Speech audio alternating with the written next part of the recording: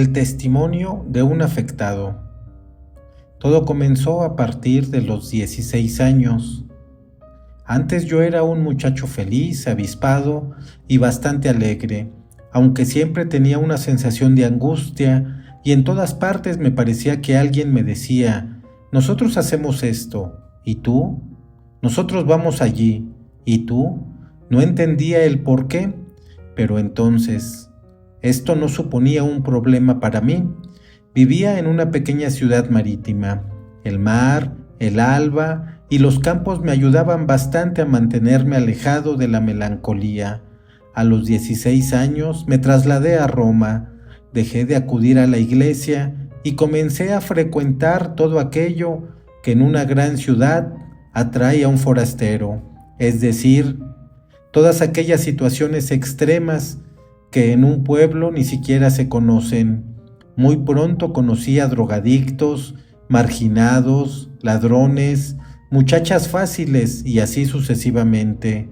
Tenía una cierta prisa por aprender todo este ruido que me apartaba enormemente de la paz que tenía antes.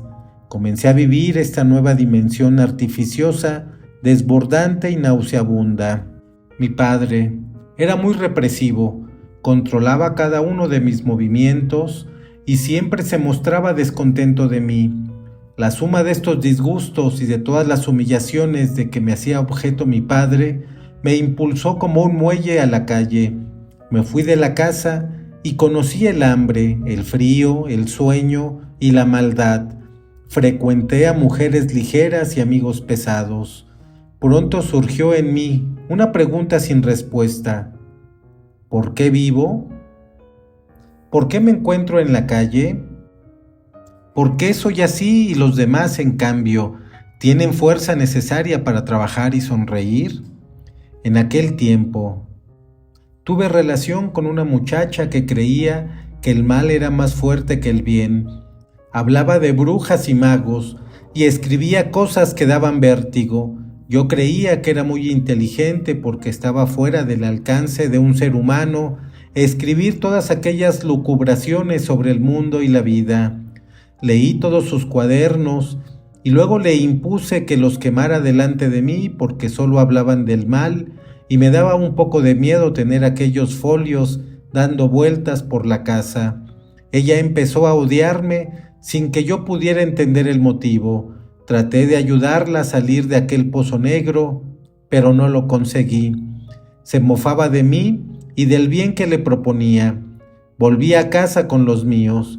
Me uní a otra muchacha peor que la anterior, y durante algunos años me sentí triste, desdichado y perseguido por cada persona que conocía. Me rodeaba una especie de oscuridad, la sonrisa ya no asomaba a mis labios, y las lágrimas estaban siempre listas para correr por mis mejillas. Estaba desesperado, y una vez más me pregunté: ¿por qué vivo? ¿Quién soy? ¿Qué hace el hombre en la tierra? Como es natural, en mi ambiente nada de esto interesaba a nadie, y en un momento de desesperación muy fuerte, en mi fuero interno exclamé con un hilo de voz: Dios mío, estoy acabado, heme aquí delante de ti, ayúdame. Parece que fui escuchado. Al cabo de unos días, la muchacha con la que andaba entró en una iglesia, comulgó y se convirtió en un tiempo récord. Yo, para no ser menos, hice lo mismo y fui a parar a una iglesia en la que sacaban en procesión a la Virgen de Lourdes. Me llamaron para ayudar a llevar a la Virgen y aunque me daba vergüenza, lo hice y luego estuve orgulloso de haberlo hecho. Comulgué y me quedé asombrado por la actitud del confesor, que se mostró bondadoso y comprensivo. Salí de allí diciendo: lo he conseguido, he vuelto al bien. Aun cuando no sabía que era el bien, sentía que era así. Después de algunas semanas, oí hablar de Medjugorje, donde la Virgen se aparecía desde 1981. Emprendí inmediatamente viaje con aquella muchacha, también impulsado por un prodigio que no sé describir. Volvimos al seno de la iglesia de forma plena, cambiamos de vida, amamos a Dios, más que a nosotros mismos, tanto que ella se hizo monja y yo pensé en el sacerdocio. Ya no podía contener la alegría de tener un motivo para vivir y que la vida no acabara ahí, pero era solo el principio. Había alguien que no estaba contento con todo esto. Después de algunos años volví a Medjugorje y de vuelta a Roma comencé a sentir otra vez el eco de aquella oscuridad en que mi alma vivía antes de descubrir a Dios. En el curso de pocas semanas, esa sensación que yo atribuía al autoritarismo de mi padre, a la situación menesterosa en que, por distintos motivos, yo había vivido y a un tormento que creía común, sin entender que para los demás no era así, esa sensación, digo, se convirtió en realidad. Comencé a sufrir como nunca me había sucedido. Sudaba, tenía fiebre y la fuerza me había abandonado, al punto que ni siquiera podía comer si no me metían la comida en la boca. Tenía la percepción de que sufría con algo distinto del cuerpo. Era como ajeno a esos hechos. Sentía una desesperación fortísima y veía, no sé con qué ojos, una oscuridad que entenebrecía no la habitación donde estaba ni la cama en la que yacía desde hacía meses, sino el futuro, las posibilidades de vida, la espera del mañana.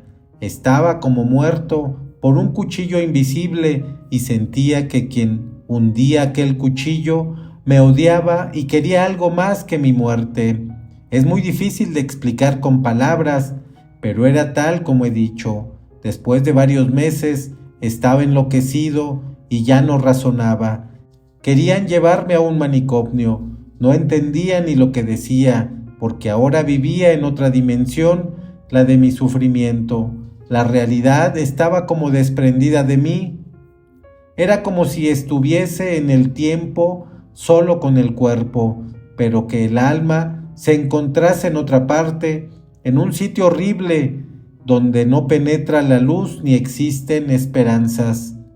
Permanecí muchos meses en este estado, entre la vida y la muerte, y ya no sabía qué pensar. Perdí amigos, conocidos y la comprensión de mis parientes. Vivía fuera del mundo y ya no me entendían, ni yo podía pretender que lo hicieran, sabiendo lo que guardaba dentro y que nunca conseguiría describir. Casi me olvidé de Dios, y aunque me dirigía a Él con llantos y lamentos interminables, lo sentía lejano. Una lejanía que no se mide en kilómetros, sino en negaciones, o sea, que algo decía no a Dios, al bien, a la vida, a mí mismo.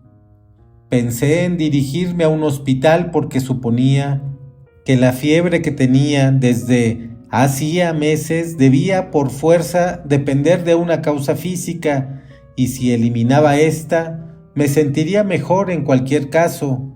Algo tenía que hacer. En Roma ningún hospital me quería ingresar por tener fiebre, y tuve que irme a 300 kilómetros de allí, donde permanecí durante 20 días sometido a exámenes y análisis de toda clase. Salí con un no tiene nada y una cartilla clínica que habría llenado de envidia a un atleta. Estaba sano como una roca, pero una apostilla decía que nadie se explicaba la fiebre y mi cara hinchada y cadavérica. Estaba blanco como las hojas de un cuaderno. Apenas salí del hospital, donde todos mis males se habían atenuado un poco, entré en una crisis fortísima. Vomité varias veces, sufrí todo lo que un hombre puede sufrir y me encontré en un punto desconocido de la ciudad.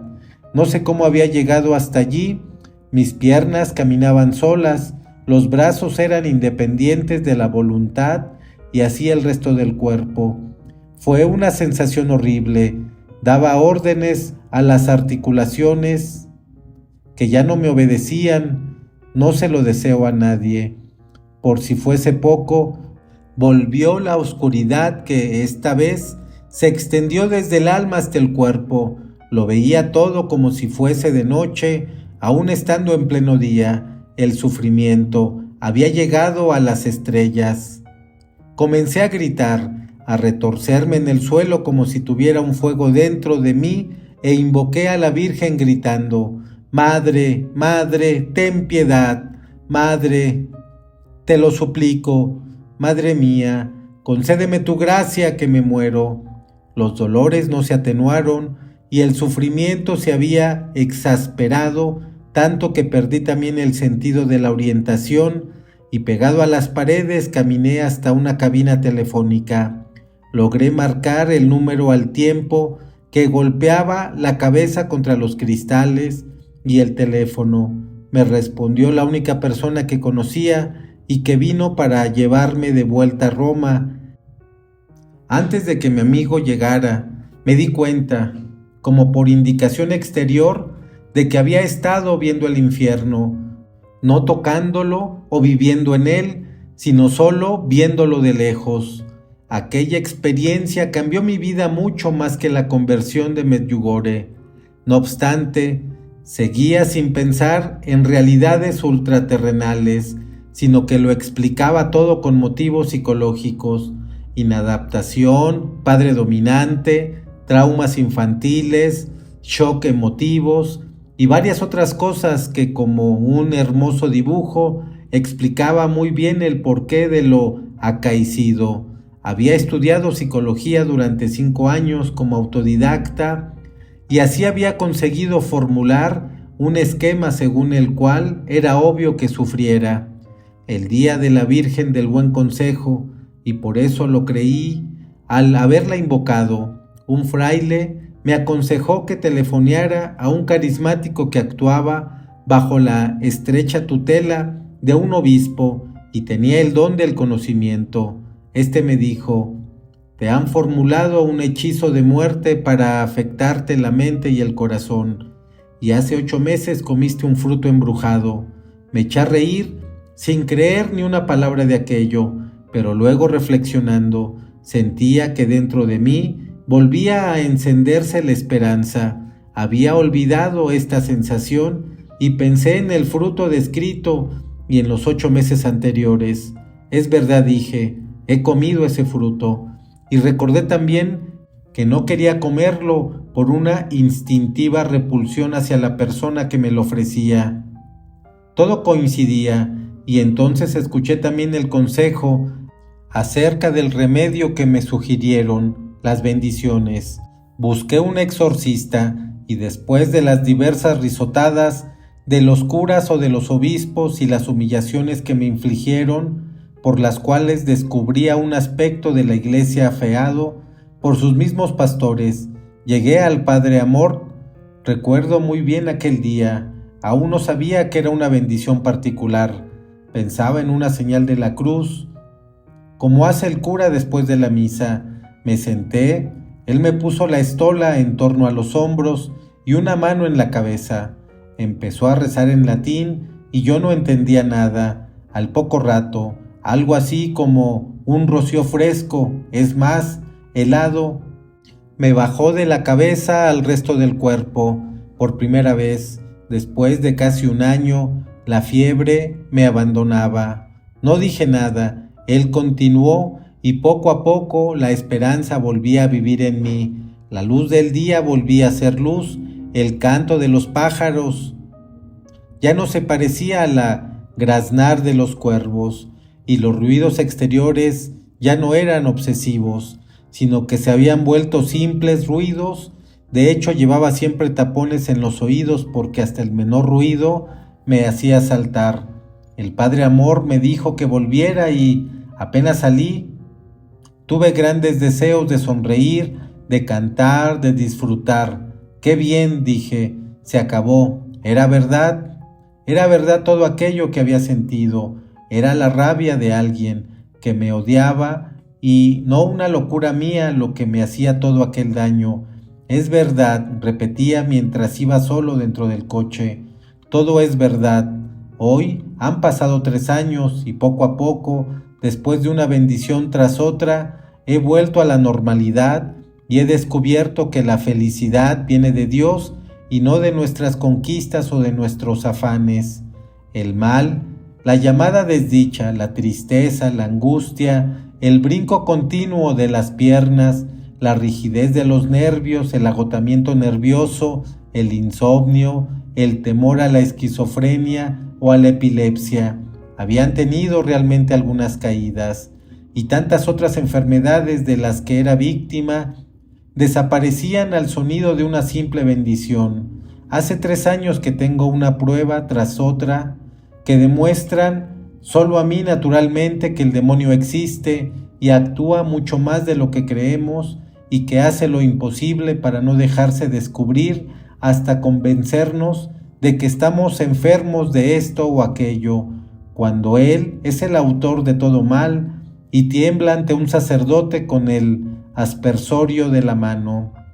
He querido relatar mi experiencia para invitar a cuantos la lean o escuchen someterse a exámenes, este aspecto de nuestra vida que yo, por desgracia, he experimentado plenamente. En conclusión, me siento feliz de que Dios haya permitido que se me haga esta enorme prueba, porque ahora comienzo a gozar de los frutos de tanto sufrimiento. Tengo el ánimo más puro y veo lo que antes no veía. Sobre todo, soy menos escéptico y más atento a la realidad que me rodea. Creía que Dios me había dejado y, en cambio, era precisamente entonces cuando me estaba probando a fin de prepararme para encontrarlo. Con este escrito también quiero estimular a quienes están enfermos como lo estuve yo, a que no se desanimen, ya que, aunque parezca evidente, no hay que creer ni siquiera en la evidencia, o sea, que Dios nos abandone. No es así y al final se tiene la prueba de ello. Hay que perseverar incluso durante años. Además, debo hacer una precisión, que las bendiciones tienen un efecto tanto más intenso cuanto más lo quiere Dios y no depende de la voluntad del exorcista o del exorcizado, y que según mi experiencia, esta intensidad depende mucho más de la voluntad de conversión del sujeto que de las prácticas exorcistas. La confesión y la comunión valen como un gran exorcismo, especialmente en las confesiones. Si están bien hechas, he sentido la inmediata desaparición de los tormentos antes mencionados, y en las comuniones una dulzura nueva que no pensaba que pudiera existir.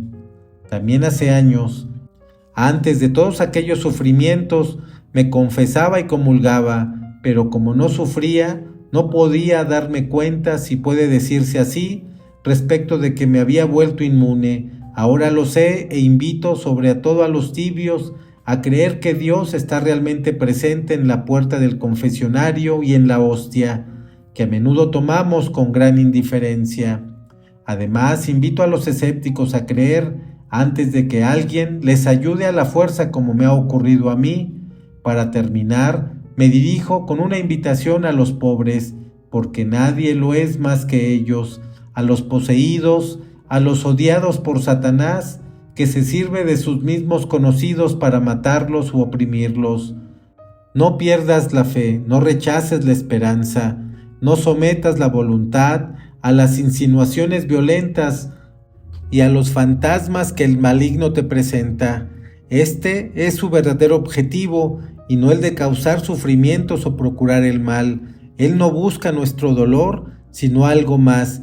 Quiere que nuestra alma derrotada diga: basta, estoy vencido, soy un juguete en manos del mal. Dios no es capaz de liberarme.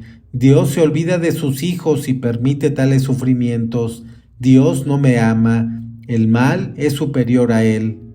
Esta es la verdadera victoria del mal a la cual debemos responder, aunque hayamos perdido la fe, ofuscada por el dolor. Nosotros queremos querer la fe, queremos querer. El demonio no puede tocar esta voluntad, es nuestra voluntad. No es ni de Dios ni del diablo, sino solo nuestra, porque Dios nos la dio cuando nos creó. Por lo tanto, debemos decir siempre que no a quien nos las quiere echar por tierra, y debemos creer que al oír el nombre de Jesús Caen de rodillas todos los que están en los cielos, en la tierra y debajo de la tierra. Esta es nuestra salvación. Si no creemos con firmeza, el mal que nos ha sido impuestos, ya sea con maleficios o con hechizos, puede durar años sin que experimentemos mejora. Además, para aquellos que creen haber enloquecido ya y no ven remedio, yo puedo testimoniar que después de muchas bendiciones, este mal pasa como si nunca hubiese existido. Por eso no debemos temerlo, sino alabar a Dios por la cruz que nos da, porque después de la cruz está siempre la resurrección. Como después de la noche viene el día, así han sido creadas todas las cosas. Dios no miente y nos ha elegido para acompañar a Jesús en Getsemaní, haciéndole compañía en su dolor para resucitar con él.